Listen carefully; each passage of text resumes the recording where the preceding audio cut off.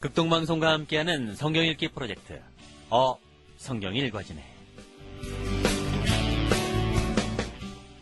이 시간 생터 성경사역원 성경이 읽어지네 전문 강사이신 하만 우리교회 배명옥 사모와 함께합니다. 성경이 읽어지네 주님 나라 임하네. 안녕하세요. 지난 시간에는 다니엘이 누구였는지를 살펴보았습니다.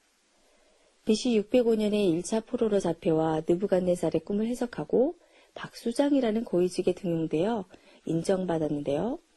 바벨론에서 페르시아 정부로 바뀌어도 고위공직에 머물며 약 60년에서 70년 정도 하나님의 선지자로 활동을 했습니다. 포로 시대를 고스란히 지나간 이 다니엘의 인생은 비록 나라는 사라지고 없지만 하나님만이 진정한 왕이시고 역사를 주관하시는 왕 중의 왕이심을 증명하는 것이었어요. 구체적으로 하나님이 그에게 말씀하시고 보이신 묵시를 통해 모든 세상 나라 제국들은 결국 심판받고 반드시 종말을 맞이하게 될 것이다. 그러나 하나님 나라는 승리하고 완성될 것이다. 내 나라만이 영원할 것이다. 라고 세상의 종말과 하나님 나라의 영원성을 예언했습니다. 즉 하나님의 나라는 결코 망하는 것이 아니라는 사실을 천명한 거예요. 다니엘과 에스겔은 실제로 그 나라가 망해서 포로로 잡혀 이방 땅에 끌려가 있는 포로의 신분입니다. 그런데 바로 그곳에서 하나님께서 침묵하지 않으시고 하신 말씀이 이 말씀이었던 거예요. 그냥 보통 하시는 말씀이 아니라 우주 만물, 모든 나라들의 왕 중의 왕은 하나님이시라고 말씀하신 겁니다. 그리고 이 사실을 실제로 선포하는 사건이 있었습니다. 다니엘 하면 떠오르는 사건이 있죠. 바로 다니엘이 느부갓네살의 꿈을 해석한 것인데요. 이 사건은 여러 사건 중에 하나의 에피소드 정도의 일화가 아니라 당시 제국의 왕이었던 즉 세상 나라의 대표로 앉아있던 이 느부갓네살에게 꿈으로 하나님의 왕 되심을 선포한 굵직한 사건이랍니다. 다니엘 2장에 이 사건이 나오는데요. 느부갓네살 왕이 다스린 지 2년이 되는 해에 꿈을 꿨는데 이 꿈이 무엇을 의미하는 것인지를 몰라서 상당히 괴로워했어요. 꿈의 내용을 알려주지도 않고 막무가내로 해석하라는 그 왕의 요구에 바벨론의 박수, 무당, 점쟁이 술사들은 난색을 표하죠. 이에 화가 난 느부갓네살은 모든 지혜자들을 죽이려고 할 때에 이때 다니엘에게 하나님께서 그 꿈을 알려주신 겁니다. 다니엘이 느부갓네살 왕에게 꿈을 해석해 줍니다. 자, 왕이시여, 왕께서는 꿈에서 큰 신상을 보셨습니다. 머리는 금으로 되어 있고 가슴과 팔은 은으로, 배와 넓적다리는 노스로, 종아리는 철로, 발은 철과 흙으로 된 신상이었어요. 이 신상은 아주 크고 그 광채가 찬란하여 그 모습이 무시무시했습니다. 그렇죠? 자, 그런데 어디서 손대지 않은 돌이, 뜨인 돌이 나와서 그 신상의 발을 쳐 부서뜨리니 와르르 머리부터 발끝까지 모두 무너지며 없어졌는데 그 뜨인 돌은 오히려 큰 산이 되어 온 세상에 가득했습니다. 왕이시여, 이 신상 꿈은 앞으로 나타날 제국들을 말하는 것으로 머리 금은 바벨론 당신의 나라입니다. 그 다음에는 은과 같은 나라가 나타나 다스릴 것이고요. 그 다음엔 놋 같은 나라가 등장하고 또 철 같은 나라가, 다음은 철과 흙 같은 나라가 나타날 것이지만 결국 이들은 뜨인 돌이 나타나 다 부서뜨리고 모두 멸망시킬 것입니다. 그러나 하늘의 하나님이 한 나라를 세우실 것인데 이 나라는 영원히 망하지 않을 것입니다. 이 꿈은 하나님께서 앞으로 전개될 세계 역사의 흐름을 꿈으로 먼저 왕께 알려주신 것입니다. 자, 이렇게 신상 꿈은 역사의 제국의 역사를 예언한 꿈으로 느부갓네살이 첫 번째 황제가 되어 대표로 꾼 꿈이었어요. 그리고 실제로 이 예언은 성취되었는데요. 머리 금은 바벨론으로, 가슴과 팔 은은 페르시아로, 그리고 배와 넓적다리 논나라는 헬라, 그리스였고요. 종아리 철은 로마로 나타났고 이 철과 흙은 로마 제국 이후 현재까지의 나라들로 열강들로 나타나며 성취됐습니다. 이사야서를 비롯한 대부분의 예언서들은 온 세상 나라들의 상황과 미래에 대한 것들이었어요. 자, 특히 애굽, 아수르, 바벨론 등 강대국들에 대해서도 예언한 것이 많았죠. 자, 히브리 민족이 하나님인데 망하는 이 민족 상황에서 당신의 민족 살피기도 바쁜데 왜 자꾸 주변국들의 상황과 미래를 또 말씀하시나. 그 예언들의 결론이 무엇이었죠?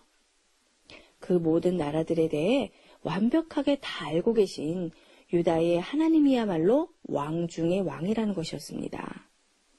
그리고 그 모든 왕정 말기의 예언서들을 단번에 묶어내는 예언이 이 느부갓네살이 꾼 꿈을 통해 전 세계 미래사를 정리하는 예언인 거예요.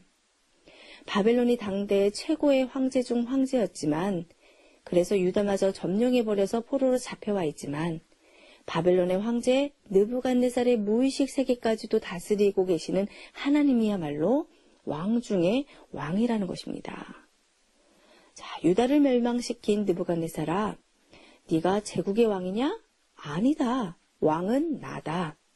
우주 만물을 창조하고 역사를 주관하는 내가 왕이다. 앞으로 흘러갈 제국의 역사를 내가 네게 먼저 보여주겠다. 나라들이 망하고 생길 것이다. 그러나 내 나라는 영원할 것이다. 자, 이사야, 나움, 예레미야, 하박국이 그토록 얘기했던 열방 예언의 진수가 바로 이것인 거예요. 바로 이 이야기를 하는 겁니다. 그런데 이번엔 예언이 아니라 사건인 거예요. 꿈이요. 신상 꿈입니다. 자, 꿈은 내가 준 거다. 앞으로 흘러가는 세계사는 내 손안에 있다라고 하시는 겁니다. 느부갓네살이 이러한 꿈 해석을 다 들은 후에 정말 통쾌한 장면이 이어지죠. 느부갓네살이 다니엘에게 절하며 하나님을 경배하는데 이 장면은 세상 나라가 하나님 나라에 굴복한 장면인 겁니다. 자, 느부갓네살의 신상의 결론은 느부갓네살아, 바벨론아, 세계사의 왕은 나다. 하나님이 왕이시다라는 것을 선포하신 것입니다. 자, 그리고 이렇게 나라가 망하고 강대국 제국들이 나타나는 이때에 드디어 등장하는 프로필이 있는데요. 바로 인자입니다. 인자라는 프로필이 다니엘 7장에 나타납니다. 왜 이때 등장하는가? 유다가 멸망하고 나라가 망하고 없어지는 것 같지만 결국 그렇지 않다. 이 하나님 나라는 이스라엘 한 나라에 국한되는 이 땅의 나라가 아니요 사실은 영원한 나라이다. 그리고 그 나라에 이제부터 등장할 어떤 존재가 있는데 그가 인자다라는 것이에요. 자, 인자는 무슨 의미일까요? 아무리 생각해도 다니엘이 환상 중에 본 그 존재는 하나님 같은 존재인데 또 아무리 생각해도 결국 사람이라고 말할 수밖에 없는 존재 같다는 거예요. 사람한테 사람이라고 하는 것은 당연하죠. 그러니까 사람한테는 인자, 즉 사람의 아들이라고 강조할 필요가 없어요. 사람은 사람의 아들이니까요. 그런데 다니엘에 나타난 이 사람은 너무너무 하나님 같은데 결국 인자라고 붙여서 사람이라고 했다는 말인 거죠. 하나님이라고 하자니 그렇고 또 사람이라고 할 수도 없는데 결국은 사람이라고 부르는 것 같은 고심하는 흔적이 묻어 있습니다. 그런 존재가 인자인데 신약에서 예수님이 자신을 지칭할 때 하실 때 이 용어를 사용하신 거예요.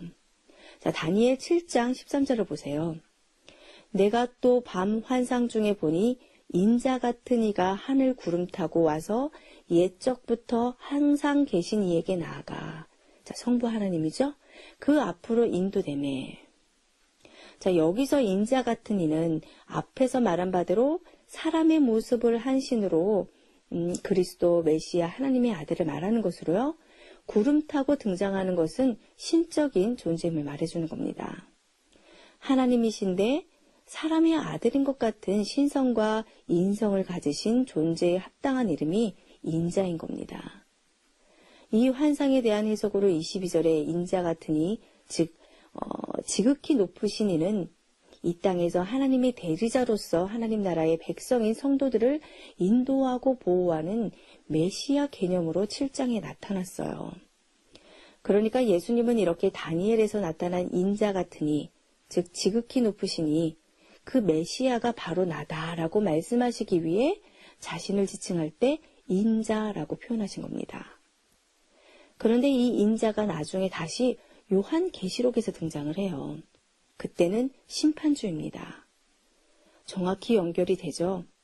그러니까 다니엘서에서 등장하는 인자라는 프로필은 새로 등장하는 왕 중의 왕이고 영원한 나라의 왕상임을 보여주는 것입니다. 자, 여기까지 다니엘서의 중요한 포인트가 되는 내용들을 설명드렸습니다. 내일은 에스겔 공부하겠습니다.